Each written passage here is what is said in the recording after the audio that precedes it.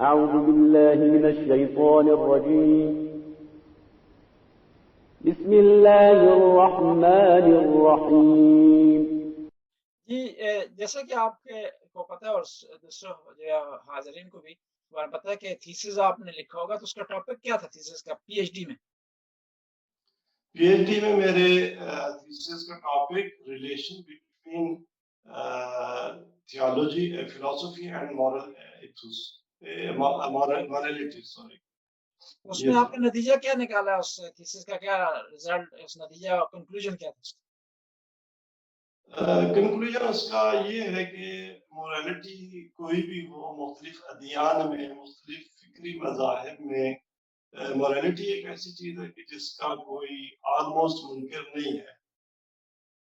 اسی طرح فلسفی کا تو اگر آپ ریلیجن کی جسٹیفیکیشن کرنا چاہیں تو اس کی بیس بیسیکلی ایتھکس پر ہے، اور ایتھکس کی بیس اس میں مختلف نظریات ہیں، اور اس میں ایک نظریہ جو ہے وہ وزڈم کا نظریہ ہے.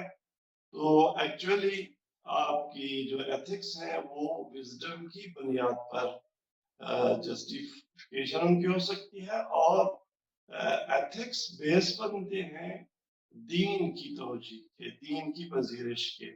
کیونکہ آپ اگر دیکھیں کہ قرآن کریم نے جو ایک معیار بنایا ہے معروف اور منکر کا، معروف اور منکر قرآن میں ایک خاص اہمیت رکھتے ہیں.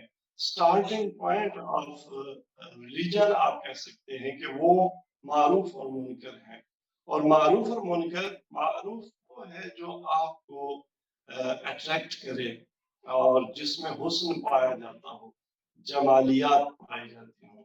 اور جمالیات کے مقابلے میں، حسن کے مقابلے میں خوب ہے جو منکر، جس کو قرآن اصطلاح اگر آپ استعمال کریں تو یعنی جس سے طبیعت آپ کے متنفر ہو، جس میں خوب پایا جاتا ہو.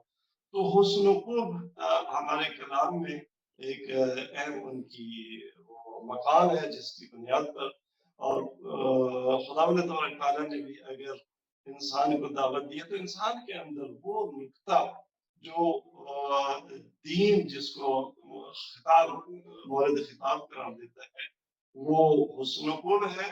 اور حسن و خوب کی جسٹیفیکیشن وہ ریزننگ کے ذریعے ہوتی ہے، اور یوں ایک انسان کے لیے دین کی پذیرش کا مقدمہ فراہم ہوتا ہے. تو دین اور اخلاقیات کے درمیان کیا رابطہ ہے، فلسفی کے ساتھ کیا رابطہ ہے، تو یہ رابطہ اس تھیسس میں جوڑا گیا ہے. اور دین کی پذیرش کے لیے بنے نوع بشر کے پاس جو سٹارٹنگ پوائنٹ ہے وہ ریزننگ، اور ریزننگ کی بیس پر اس کے اوپر پھل جو اگتا ہے یا پودا لگتا ہے وہ ایتھکس کا ہے، اخلاقیات کا ہے. اور اخلاقیات کے بنیاد پر انسان دین کو قبول کرتا ہے. کیونکہ اگر انسان کے پاس سچ جو کہ ایک سچ اور عدل جو کہ بنیادی ایتھیکل ویلیوز ہیں، وہ اگر جسٹیفائیڈ نہ ہو تو ان کے لیے پھر جھوٹا بھی پیغمبر ہو سکتا ہے، ظالم بھی پیغمبر خدا نخواستہ ہو سکتا ہے.